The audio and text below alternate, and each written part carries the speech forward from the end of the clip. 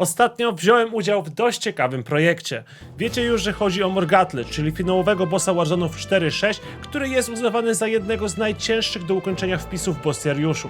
Jest to dość rzadki boss i możliwe, że wielu z was nie spotkała się z nim wcześniej, albo przynajmniej nie zdaje sobie sprawy, że każda próba walki z nim kosztuje w przeliczeniu ponad 500 zł.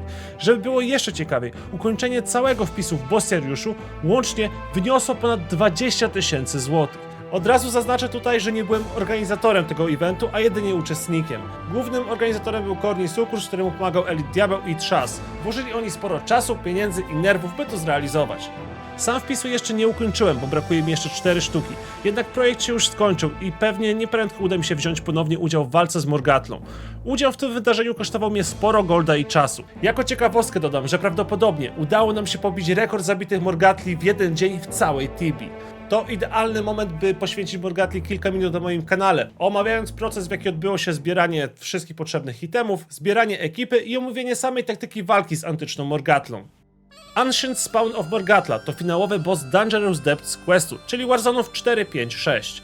Dodany w 2017 roku, nie był zbyt często przyzywany do walki, ale z racji wprowadzenia jakiś czas temu bestiariusza coraz częściej pojawia się na ustach Tibijczyków.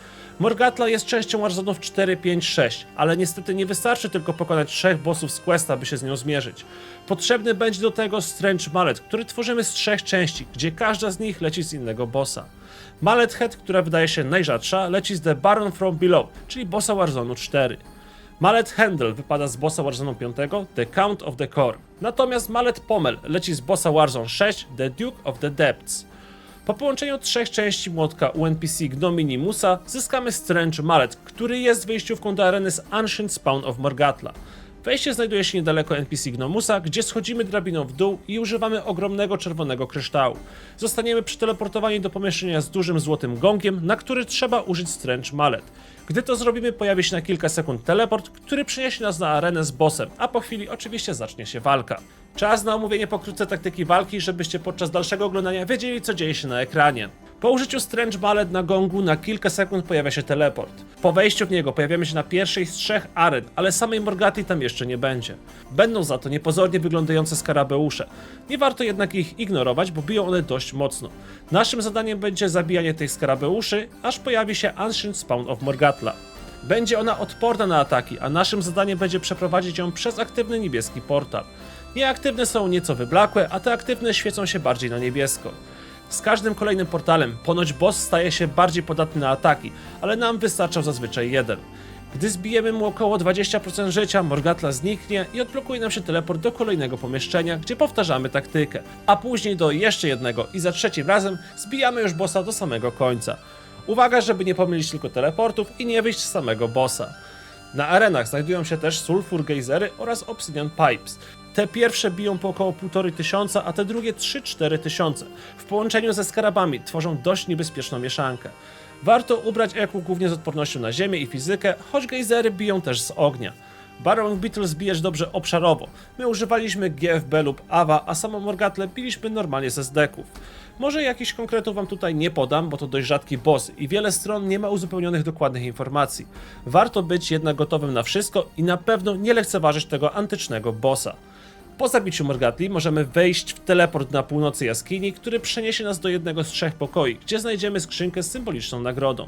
Po użyciu pierwszy raz skrzynki otrzymamy też 3-punktowy achievement Scorch of Scarabs. Po wyjściu teleportem na dole pokoju pojawiamy się koło gonga i ponownie możemy wziąć udział w walce, jeśli mamy kolejny Strange Mallet. Morgatla jest bossem typu Archfoe i potrzeba jej aż 60 sztuk, by ukończyć wpis w bestiariuszu. Bossy, które dropią części do Strange Malleta to bossy typu Bane, czyli potrzeba ich po 300 sztuk do uzupełnienia wpisu. Walka z bossami wymaga wielu osób, a części do młotka nie spadają z nich często, co sprawia, że zdobycie dostępu do bossa jest dość wymagające i dość kosztowne. Dziwne w sumie, że nie jest on bossem typu Nemesis. Według mnie bardziej by to do niej pasowało, ale sam boss nie ma cooldownu i zaraz po pierwszej walce można od razu stawiać jej czoła ponownie, pod warunkiem, że mamy złożony kolejny Strange Mallet. Pewnie stąd decyzja, by była ona bossem typu Archfoe. Jak wspomniałem na początku, zostałem zaproszony do tego wydarzenia. Oczywiście od razu się zgodziłem, bo pewnie była to jedna z niewielu szans, by w ogóle zbliżyć się do ukończenia tego wpisu i taka szansa mogła się nie powtórzyć. Całość organizował Courtney Suckurs, który wraz z Elite Diabłem i Trzasem poszukiwali Strange Malletów na różnych serwerach. Maksymalna cena, za jaką kupowali Strange Mallety, to 120 kk. W sumie trzeba było ich aż 60. Do tego dochodziły też koszty transferów na Sekurę z innych światów. Courtney powiedział, że całość, czyli koszt 60 Ancient Spawn of Morgantla, wyniosła, uwaga, 6 miliardów 700 milionów sztuk złota, co przybliżając w przeliczeniu daje 167 500 Tibia Coinów o wartości 26 800 zł. Ogromna kwota, dlatego też ten wpis będzie aż tak unikalny. Zbieranie młotków i cały ten projekt zajął mu dokładnie 3,5 miesiąca, co do dnia. Mimo że ta kwota wydaje się ogromna, to oczywiście nie pokryła jej jedna osoba. Koszty oczywiście zostały podzielone na wszystkich uczestników, którzy brali udział w tym wydarzeniu. Niektórzy potrzebowali więcej, inni mniej. Ja za wbicie moich z 56 morgantli zapłaciłem jakieś 170-180 kk. Były w sumie tutaj 3 podejścia. Najważniejsze było jednak jedno podejście, gdzie zbiliśmy 21 morgantli oraz finałowe, gdzie zabiliśmy aż 31 bossów jeden po drugim. W ostatnim finałowym ranie wzięło udział 40 osób i jednego dnia udało nam się zabić wtedy aż 31 morgantli. Trwało to od 20 do prawie 1 w nocy, z tylko jedną 10-minutową przerwą w trakcie bicia.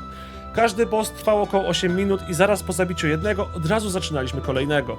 Według Trzasa, który zbierał młotki i który jest też adminem Tibia Fandom, prawdopodobnie pobiliśmy rekord Tibi w ilości zabitych morgantli w jeden dzień. Tutaj należą się gratulacje i podziękowania dla organizatorów, bo tak duży projekt wymagał sporo poświęcenia, czasu oraz nerwów. Projekt ten nie był publiczny i nie mogliśmy rozmawiać o nim z nikim niewtajemniczonym. Wszystko to, by uniknąć trolli oraz prób podpięcia się do bossa za darmo. Na szczęście nieprzyjemnych sytuacji podczas walk nie było.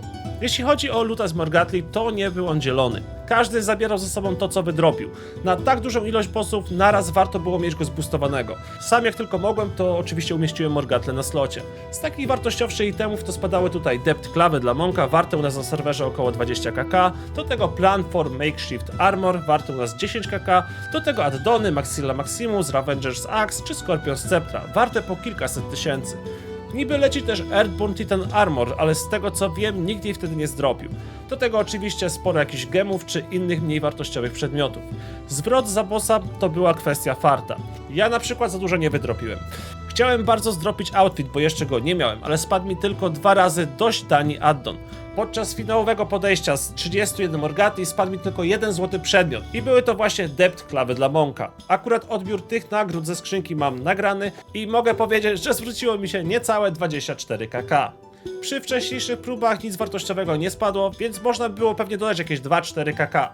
I tak w porównaniu z tym, co zapłaciłem, jest to tylko ułamek tej całej inwestycji. Pewnie było wiele osób, które nie miały farta tak jak ja, ale jest też kilka osób, które dość często dropiły wartościowe przedmioty. Znajomy Paladyn mówił mi nawet, że zwrócił mu się udział w 31 morgatlach, a na przy dobrych wiatrach być może nawet na tym zarobił. Ancient Spawn of Morgantla to bardzo ciekawy boss i myślę, że warto się na niego wybrać chociaż raz w życiu. Cieszę się, że mogłem wziąć udział w takim wydarzeniu i prawie ukończyć wpis. Na pewno będę szukał opcji, by wbić ostatnie 4 sztuki, a jak mi się to uda, to nie ma opcji, bym nie pochwalił się tym w dynka wideo.